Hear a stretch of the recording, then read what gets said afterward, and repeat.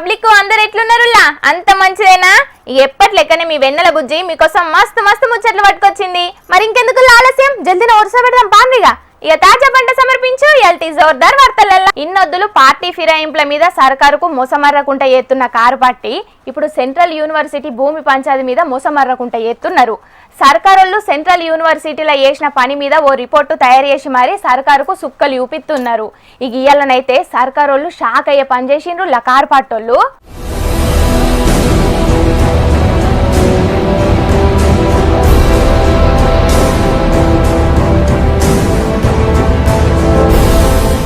కంచెగచ్చిబౌలి భూముల కథేంది, దాంట్లోన్న జీవరాశుల సంగతేంది, రాష్ట్ర సర్కారు గా భూముల్లో కొట్టేసిన చెట్ల ముచ్చటేంది అని ఇట్లా అన్ని అరుచుకోనికి రాష్ట్రానికి వచ్చింది సెంట్రల్ ఎంపవర్డ్ కమిటీ. మొదలు కంచెగచ్చిబౌలికి పోయి ఆ 400 ఎకరాల భూమిని చూసింది గా కమిటీ. ఇక అటెనకల రాష్ట్ర సిఎస్ మేడం, ఫారెస్ట్ అధికారులు, పోలీసోళ్ళు, విద్యార్థి సంఘాలు, పర్యావరణ సంఘాలతోటి కూసుండి మాట్లాడిండ్రు గీ కమిటోళ్ళు. ఇక గిదే ముచ్చట మీద ఓ రిపోర్టును తయారు చేసి రాష్ట్రానికి వచ్చిన ఎంపవర్డ్ కమిటోళ్ళ ముంగట పెట్టిండ్రు కారు పాటోళ్ళు. సుప్రీంకోర్టు ఉత్తర్వులు ఉల్లంఘించిండ్రు, హైకోర్టు ఉత్తర్వులను ఉల్లంఘించిండ్రు, మీరు వైల్డ్ లైఫ్ యాక్ట్ ను ఉల్లంఘించిండ్రు, తెలంగాణ ఫారెస్ట్ యాక్ట్ 1967 ఉల్లంఘించిండ్రు, వాల్టా యాక్ట్ ను ఉల్లంఘించిండ్రు. ఇన్ని ఉల్లంఘనలు ఈ రోజు ఇక్కడ జరిగినాయి.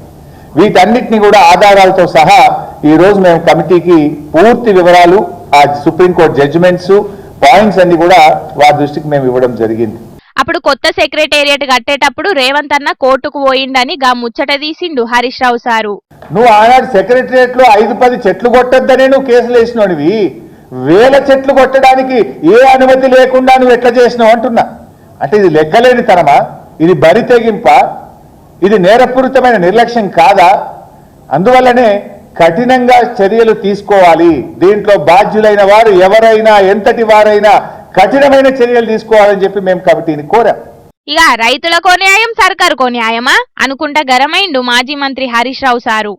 మా దగ్గర ఒక రైతు తెలియక, చట్టం మీద అవగాహన లేక, ఒక చింత చెట్టో వేప చెట్టో పంట పండుతలేదు, నీడలో పంట పండుతలేదు అని చెట్టు కొడితే ఆ ట్రాక్టర్ సీజ్ చేస్తారు, పనిముట్లు సీజ్ చేస్తారు, రైతు మీద కేసు పెట్టి లక్షల రూపాయల పెనాల్టీలు వేస్తుంటారు. కానీ ఇక్కడ ఏమైంది? కంచే చేను మేసినట్టుగా ఇవాళ మొత్తం రాష్ట్ర ప్రభుత్వమే బుల్డోజ్ చేస్తా ఉంది. రాష్ట్ర ప్రభుత్వమే వేలాది చెట్లను ఈరోజు నరికివేత చేసింది.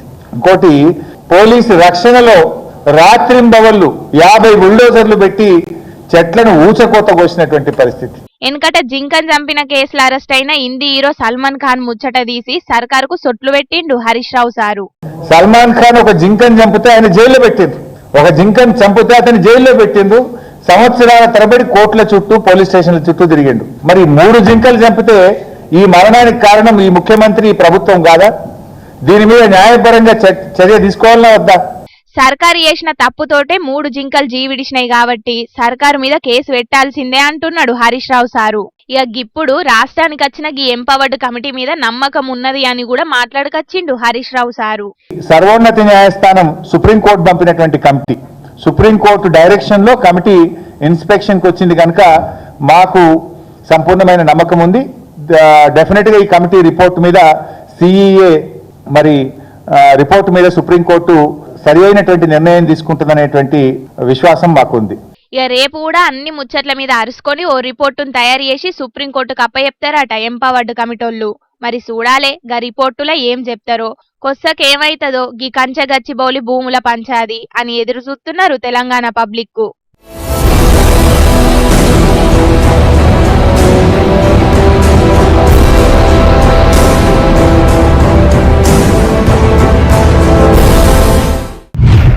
సర్కార్ బడి టీచర్లు జీతాల గురించో లేకపోతే ట్రాన్స్ఫర్ల గురించో ధర్నాలు, నిరసనలు చేసుడు చాలా మలకల్ని చూసినాం. అయితే తెలంగాణలో ప్రైవేట్ బడి టీచర్లు అందరు కలిసి ధర్నాలు, నిరసనలు చేసే రోజులు ముంగటున్నాయని అనిపిస్తున్నదిలా నాకైతే. ఎందుకు వాళ్ళ బడులు జీతాలు చక్క ఇత్తలేరా? లేకపోతే ర్యాంకులు గిన తెప్పియాలని పిల్లగాండ్ల అయ్యవలు టీచర్లను గోస ఉచ్చుకుంటున్నారా అని అనుకుంటున్నారేమో. కాదు కాదు, సీఎం రేవంత్ అన్న మాట్లాడే మాటల మీద కోపంతోటుల్లా. మరి రేవంత్ అన్న ప్రైవేట్ బడి టీచర్లను ఏమన్నాడో గీ ముచ్చట చూస్తే మీకే ఎరకైతుంది. సూదురు పాండి.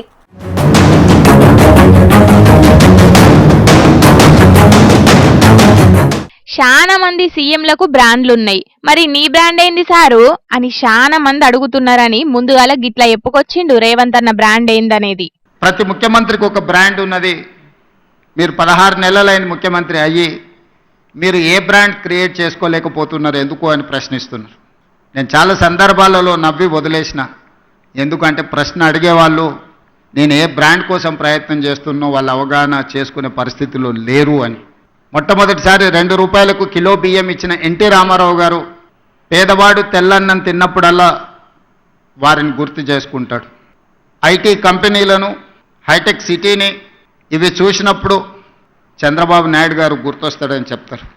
అదేవిధంగా జలయజ్ఞం వ్యవసాయాన్ని ప్రాధాన్యతగా తీసుకొని ఉచిత కరెంటు నుంచి సాగునీటి ప్రాజెక్టుల వరకు రైతుల సమస్యలను చర్చించినప్పుడు రైతు బాంధవుడుగా డాక్టర్ వైఎస్ రాజశేఖర రెడ్డి గారు గుర్తొస్తారు. సరే, ఇంకొంతమంది కొన్ని రకాలుగా కొన్ని బ్రాండ్స్ క్లెయిమ్ చేస్తూ ఉంటారు. ఉద్యమకారులమని, తెలంగాణ ప్రదాతలమని, వాళ్ళ గురించి నేను పెద్దగా చర్చించదలుచుకోలేదు. Young India is my brand. I wanted to create an brand that is called Young India.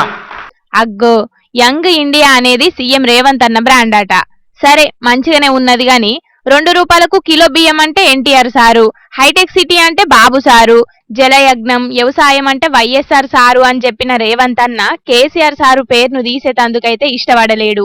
ఇక తెలంగాణ సీఎం రేవంత్ అన్నకు ప్రైవేటు బడులకు ఎన్నికటికేంచేదన్న పంచాదులున్నాయో లేకపోతే ఏందో గాని ప్రైవేట్ బడి టీచర్లు అంటేనే ఏడలేని కోపం అత్తున్నట్టున్నది రేవంత్ అన్నకు. వాళ్ళను తక్కువ చేసే మాట్లాడుతున్నాడు గినడ్మా. కానీ టీచర్స్ ఎడ్యుకేషన్ క్వాలిఫికేషన్ చూపిస్తే గవర్నమెంట్ స్కూల్స్లో ఉన్నోళ్ళు ఫార్ బెటర్, హైయెస్ట్ క్వాలిఫికేషన్ ఉంది గవర్నమెంట్లో ఉన్నోళ్ళకి. ఎంఏ పీజీలు పిహెచ్డీలు చేసిన వాళ్ళు ఉన్నారు, ఎంఏ బిఎడ్ చేసిన వాళ్ళు ఉన్నారు. వేరేజ్ in private schools hardly graduates ఉంటే కూడా ఎక్కువగా ఉన్నది. కానీ 11,500 ప్రైవేట్ స్కూళ్ళల్లో చదువుకుంటున్న విద్యార్థులు 36 లక్షల మంది అయితే 29,500 స్కూల్స్ ఉన్న గవర్నమెంట్లో చదువుకుంటున్నది 18.5 లక్షల మంది విద్యార్థులే చదువుకుంటున్నారు. పెద్ద పెద్ద చదువులు చదివి పీజీలు పిహెచ్డి పట్టాలున్నోళ్ళు సర్కార్ బడుల చదువులు చెప్తుంటే గదే ప్రైవేటు బడులనైతే గట్టిగా డిగ్రీ చదివినోళ్ళుంటే గొప్పేనాట. అంటే ప్రైవేటు బడుల చదువు చెప్పేటోళ్ళందరూ ఇంటర్ పాస్ అయ్యి డిగ్రీ ఫెయిల్ అయినోళ్లే అని వాళ్ళను అవమానిస్తున్నాడు అన్నట్టు సీఎం రేవంత్ అన్న. గిది మొదటిసారేం కాదు, ఇంతకు మొదలు కూడా గిట్లనే తక్కువ చేసి మాట్లాడిండు ప్రైవేట్ టీచర్ల గురించి. ప్రైవేటు పాఠశాలల్లో మీకంటే గొప్పగా చదువుకున్నోళ్ళు, మీకంటే ఎక్కువ చదువుకున్నోళ్ళు టీచర్లు ఉన్నారా? ఒక్కసారి ఆలోచన చేయండి. ఇవాళ మీలో ఎంఏ బిఎడ్ చదువుకున్నోళ్ళు లేదా డాక్టరేట్లు చేసిన వాళ్ళు, ఉన్నత చదువులు చదువుకున్నోళ్ళు మీలో ఉన్నారు, ఉపాధ్యాయులుగా ఉన్నారు. కానీ అదే ప్రైవేట్ పాఠశాలల్లో ఇంటర్ పాస్ అయ్యో డిగ్రీ ఫెయిల్ అయ్యో మీలో సగం చదువు లేనోళ్ళు ఇవాళ ప్రైవేట్ పాఠశాలల్లో పాఠాలు చెప్తున్నారు. ఇంటర్ పాస్ అయ్యో డిగ్రీ ఫెయిల్ అయ్యో మీలో సగం చదువు లేనోళ్ళు ఇవాళ ప్రైవేట్ పాఠశాలల్లో పాఠాలు చెప్తున్నారు. అంటే అంటే ప్రైవేట్ బడుల్లో చెప్పే టీచర్లు వేస్ట్ అన్నట్టు మాట్లాడే రేవంత్ అన్న, మరి ఇంటర్ పాస్ అయినోళ్ళు డిగ్రీలు ఫెయిల్ అయినోళ్ళు ప్రైవేట్ బడుల్లో చదువు చెప్తున్నారని మాట్లాడే రేవంత్ అన్న యాక్షన్ తీసుకోకుండా ఎందుకు ఊకుంటున్నట్టు?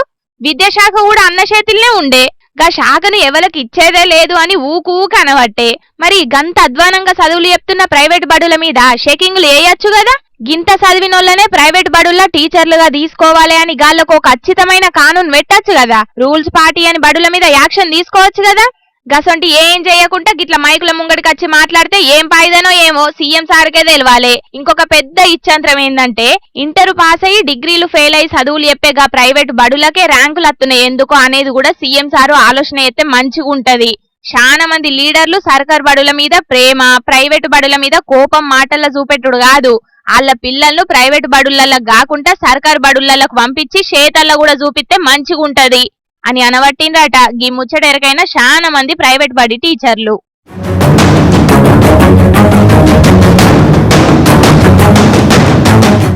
ఆ పబ్లిక్ ఇంకా కొన్ని ముచ్చట్లున్నాయి, వాటిని చెప్పుకునే దానికంటే ముందుగాల మా మూతవారు ఏం చేస్తున్నాడో పిలుద్దాం పాండ్రి. ఓ తాత, ఏం చేస్తున్నావే? ఈ ఇన్నొద్దుల సంధి నాకు ఈ ముచ్చడు తెలియక మస్తు భూములు మందికి ఇడిచి పెట్టుకుంటున్నా. ఇక ఇప్పుడు ఎవడత్తడో రాని చూసుకుంటా. అవ్వా, ఇక ఇప్పుడు ఈ భూమి నాదే. అగో, మా ముసలాడు గడ బోర్డు వాతుకుంటా ఎవడత్తడో చూస్తా అంటున్నాడు. ఇంతకు గా బోర్డు ఏంటిది కావచ్చు? ఓ కెమెరా అన్న గా బోర్డు ఏంటిదో జర యూయించే. ఇది రాముల తాత జాగా, దీంట్లో ఎవడన్నా అడుగు పెడితే వాని బొక్కలు ఇరుగుతాయి. వాయమ్మనే, అంటే గా భూమిని కబ్జా చేస్తున్నావా అనే? ఎస్, ఎవడొస్తాడో రాని చూసుకుంటా. ముసలోడా నా భూమిలోకి పోటీ పాసినావు. నువ్వెవరిరా? నీకేమవసరం? నీకేమవసరం రా? ఎవరి పాత్ర నా భూమిలో పోటు? నువ్వెవరి అసలు? నీకు నీ భూమికి ఏం సంబంధం? ఈ భూమి నాది, నీదనేటానికి ఆధారాలు ఏమున్నాయిరా? చూసుకో. ఏ కాగితాలు తీయించు. చూడు. అగో, ఆధారాలు ఉండగా నువ్వు వచ్చి తీస్తావారా? నాది భూమి. నువ్వు ఇచ్చిపెట్టు. అగ్గో కాయిదాలు ఉన్నాయటనే తాత, నువ్వు లేని కథలు పడి గా అన్నతో తన్నులు తినకే, సప్పుడు చెక్కింది. దేశే ఏడికే పోయేది, నువ్వు ఆగు. ఏయ్, నేనెవరో ఎరికేనారా? మన ఎమ్మెల్యే నాకు ఎరుక, మన ముఖ్యమంత్రి నాకు చాలా దగ్గర దోస్త్. ఫోన్ చేయనా? ఫోన్ కొట్టనా? నువ్వు బాగా నగరాలు చేస్తాను మీదరా. ఒక్క ఫోన్ కొట్టిందనుకో కొడుక నీ కొంకులని సాపు చేస్తారు. ఇడిచిపెట్టు, ఈ భూమి నాది. మరి మక్కులు సాపు అయితే మరి ఎక్కువ తక్కువ మాట్లాడినావు అనుకో. నా భూమిలోకి వచ్చి నాకే దమ్కిస్తాను ముసలోడా. ఇంచలు పీకు నువ్వు. సరే పీకుతా గాని ఇప్పుడు నాకు ఒక ముచ్చట అడుగుతా చెప్పు. ఈ చుట్టుపక్కల భూములన్నీ పంటలేసి ఈ ఒక్క భూమిని మాత్రమే ఖాళీగా ఎందుకు ఉంచినావురా? అది చెప్పు. ఎందుకంటే నాకు శాతగాల కాలి కూర్చున్నా. మరి ఇంకేంది, నీకు శాతగాక పంటేయక ఖాళీగా ఉంచినావు కాబట్టి నాకు శాతనై దీన్ని కబ్జా చేస్తానా? పీకి నుంచి నువ్వు పీకురా, ఈ నుంచి అంచనా. అరే పీకురా. ఖాళీగుంటే కబ్జా చేస్తావా? అట్లయితే రాష్ట్రంలో చాలా జాగాల్లో సర్కారు కట్టించిన ఎమ్మెల్యే క్యాంప్ ఆఫీసులు కూడా ఖాళీగా ఉన్నాయట. అందులోకి ఎవ్వరు పోతలేరట. మరి అవిటిని కూడా కబ్జా చేయకపోయినావు? నీకు దమ్ము ధైర్యమే ఉంటే దేశగా సర్కారు క్యాంప్ ఆఫీసులు మాకెందుకే? సాగు చేయని భూములు సర్కారు భూములే మా టార్గెట్. అరే పిల్ల, నీకు ఎట్లాగ ఈ భూమి మీద కాగితాలు ఉన్నాయని అంటాను కదా, నీకు ఒక పని చెప్తే చెయ్యి. అట్లయితే నేను కబ్జా చేయను. ఇలా వేసిన పంటల 30% కమిషన్గా నాకు ఇచ్చేసేయి, ఈ భూమిని ఇడిచిపెడతా. ఓకేనా? ఇప్పటిదాకా నేను ఇడిచిపెట్టినది బుద్ధి ఎక్కువ ముసలోడా. అయిందా? నేను అనుకున్నది అయిందా? ఆఖరికి వద్దే తాత ఇంటికోవే అంటే ఇన్నవా? ఇనకపోతివి. ఇప్పుడు చూడు పెయ్యి అంత ఎట్లయిందో. పో ఇంటికో, ఈ జెండు బాంబు రుద్దుకపో. అరే, అధికారం ఉన్నోళ్ళు 7 ఎకరాల భూమిని కబ్జా చేస్తే అడిగేటోళ్ళు లేరు. కానీ ఏదో నేను ఊసిపోయిన 10 గుంటల భూమిని కబ్జా చేసినందుకు నన్ను కొడతారా? కొడుకులారా రేయ్, ఆగుర్రి. మా సార్కు చెప్పి మీ భూమి ఎత్తు ఉంటుందో నేను చూసుకుంటారా? ఈయన కొడుక. ఇంతకు ఎవరు కబ్జా చేస్తున్నారు? అయినా అధికారంలో ఉన్నోళ్ళు కబ్జా చేస్తే వాళ్ళ చేతుల్నే అధికారం ఉన్నది కాబట్టి అధికారులు కూడా వాళ్ళు చెప్పినట్టే చేస్తారు. నీ చేతిలో ఏం అధికారం ఉన్నదే కబ్జా చేస్తా అంటున్నావు? నోరు మూసుకొని ఇంటికి పోయిగా. అరే అది కాదు పిల్ల, గా మా కడియం సిరియారి సారు దగ్గర 2000 ఎకరాల సర్కారు భూమిని బినామీల పేర్ల మీద పెట్టి కబ్జా చేసిందట. మరి గాయని పోయా ఎందుకు అడుగుతలేరు ఈ లేఖిడోళ్ళంతా? అమ్మా అట్లా అడుగుతారనే కావచ్చు. అవతల పార్టీ ఓడిపోగానే అల్ల గెలిచి మా పార్టీ సిరికండి సార్. అమ్మో ఎవరికెరక అట్లనే అయి ఉంటది. ఏమోనే, అది ఎంతవరకు నిజమో అబద్ధమో తెలియదు కానీ ఇది వరకు ఒకటే పార్టీలుండి కలిసి పనిచేసిన లీడర్లే విమర్శలు చేసుకునేటాళ్లకు చాలా మంది జనాలు కూడా ఆలోచనలు పడ్డారు. నేను కబ్జా చేసినట్టు నిరూపిస్తే నా పదవికి రాజీనామా చేస్తా అని అన్నాడు కడియం శ్రీహరి సారు. ఆయన చేసేదే ఉన్నది.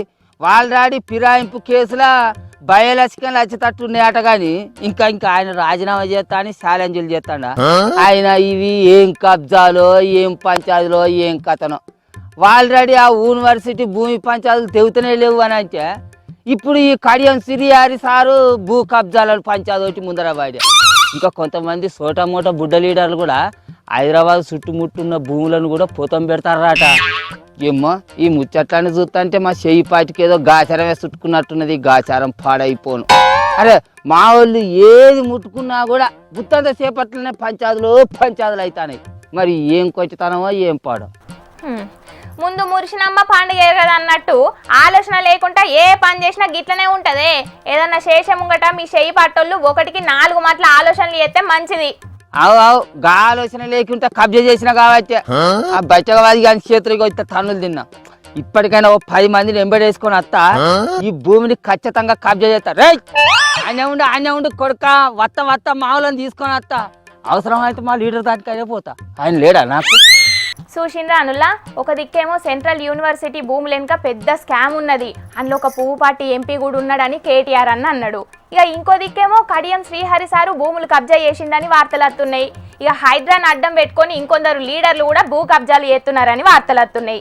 మరి వైరల్ అవుతున్న వార్తల్లో ఎంత నిజం ఉన్నదో తెలియదు కానీ మొత్తానికి తెలంగాణలో ఉన్న భూముల మీద పంచాయతీలు గట్టిగానే అవుతున్నాయి పోన్రి. ఇంకా ఈ ముచ్చట్లతో పాటు మీకోసం లిల్లీపుట్ వార్తలు కూడా పట్టుకొచ్చిన, ఇక అవి కూడా యూస్ అయింది.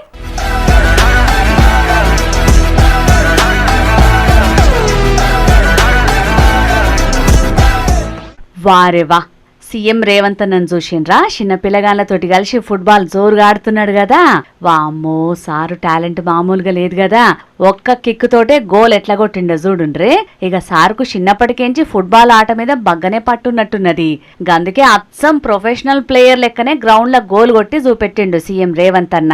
రంగారెడ్డి జిల్లా మంచిరేవుల కాడ young India police school opening కార్యానికి పోయిన కాడ పిల్లగాళ్లతోటి కలిసి గిట్ల ఫుట్బాల్ ఆడిండు సీఎం రేవంత్ అన్న. ఇక ఈ వీడియోలు సోషల్ మీడియాలో వైరల్ అయ్యే వరకు నీ అవ్వ సారు నిజంగా ఫుట్బాల్ ప్లేయర్ అయ్యుంటేనా దేశానికి ఎన్ని కప్పులు తీసుకొచ్చేటోడో అని కామెంట్లు పెడుతున్నారు రేవంత్ అన్న ఫుట్బాల్ ఆటను చూసినోళ్ళు.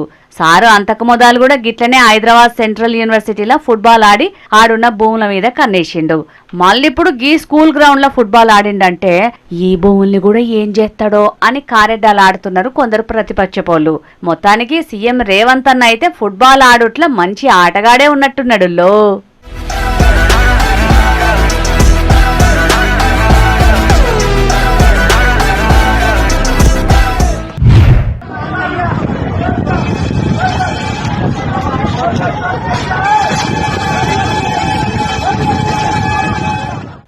ఆగో రైలు కిటికీని పట్టుకుని ఊలాడుతున్నాడంటే సోషల్ మీడియాలో ఫేమస్ గానికి రీల్స్ గిన ట్రై చేస్తున్నాడు కావచ్చని అనుకునేరు. కాదు, కిటికీ కాడ కూర్చున్నోళ్ళ ఫోన్లు కొట్టేసే కొలువు చేస్తున్నాడు గీ బద్మాష్ గాడు. రైలు కిటికీల కాడ ఫోన్లు మాట్లాడేటోళ్లే గీని టార్గెట్. ఇక ఫోన్లు మాట్లాడే బిజీల ప్యాసింజర్లు ఉంటే గీడు మాత్రం వాళ్ళ ఫోన్లు కొట్టేసే పనిలో బిజీగా ఉంటాడట. గట్లనే బీహార్ రైల్వే స్టేషన్ లో ప్లాట్ఫామ్ మీద పోతున్న గీ బండ్ల కిటికీ కాడ కూర్చున్నోళ్ళ ఫోన్ కొట్టేసిండట. కానీ ఆడున్నోళ్ళు గీని చెయ్యని గట్టిగా అట్లనే పట్టుకునే వరకు షాక్ అయిండు. అప్పటికే రైలు రన్నింగ్ లోనే ఉన్నది. కానీ ప్యాసింజర్ మాత్రం గీని చెయ్యి ఇడిచిపెట్టకుండా నా ఫోన్నే దొంగతనం చేస్తావురా బద్మాష్గా అనుకుంటా నెత్తి మీద 4 సోట్లు పెట్టిండు.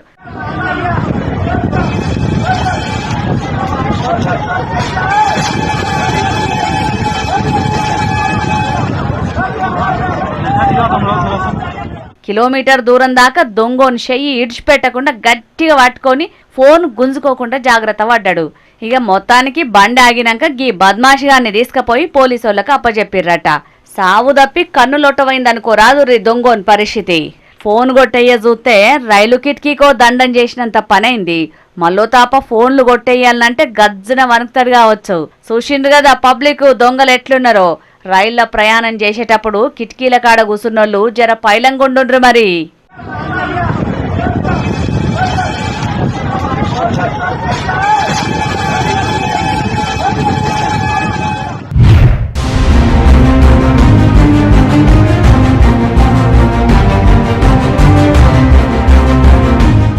ఇగో గీ పోటువలు ఉన్న కుక్కను చూస్తున్నారులా. ఈ కుక్క మామూలు కుక్క కాదుల్లో, 2 కుటుంబాల నడుమ సిచ్చు పెట్టింది గీ కుక్క.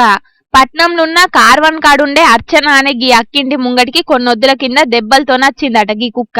ఇక గీ అక్క దానికి ట్రీట్మెంట్ చేపించి వాళ్ళింట్లోనే పెంచుకుంటున్నదట. అంతేనా అక్క? నేను ఒక golden retriever cross breed dog 12th రోజు ఫిబ్రవరి 12th రోజు మా ఇంటికి వచ్చింది. అబాండెంట్ అయ్యి వచ్చింది. దాని హెల్త్ కండిషన్ చాలా దారుణంగా ఉండింది. దాన్ని హాస్పిటల్లో చూయించి కేర్ తీసుకుంటూ స్టిల్ దాన్ని హాస్పిటల్లో చూయించేటప్పుడు మా బాబుకి కరిచింది. అయినా కూడా నేను డాగ్ ను వదలకుండా యాజ్ అ పెట్ లవర్ నేను యానిమల్ సొసైటీలో వాలంటీర్. 25th రోజు ఆ డాగ్ పేరెంట్ ఎవరో తెలిసి వాళ్ళకి నేను 25th అప్పచెప్పిన తర్వాత 26th రోజు శివరాత్రి రోజు అది మళ్ళీ రిటర్న్ వచ్చింది. అదన్నట్టు ముచ్చట.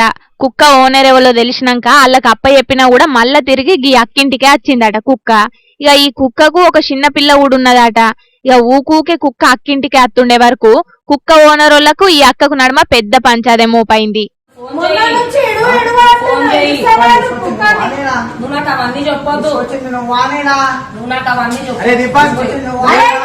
నువ్వే మా కుక్కను ఎత్తుకొచ్చినవని ఇల్లు, అదే మా ఇంటికి వచ్చిందని గీ అక్క గట్టిగానే చవడం పెట్టుకున్నారు. ఇక వీళ్ళ పంచాది పోలీస్ స్టేషన్ దాకా కూడా పోయిందట. మరి ఆఖరుకు పోలీసు వాళ్ళు ఏమన్నారో గాని కుక్క ఎంత పని చేసింది చూడుండ్రి అని అంటున్నారు గీ పంచాదిని చూస్తున్నోళ్ళు.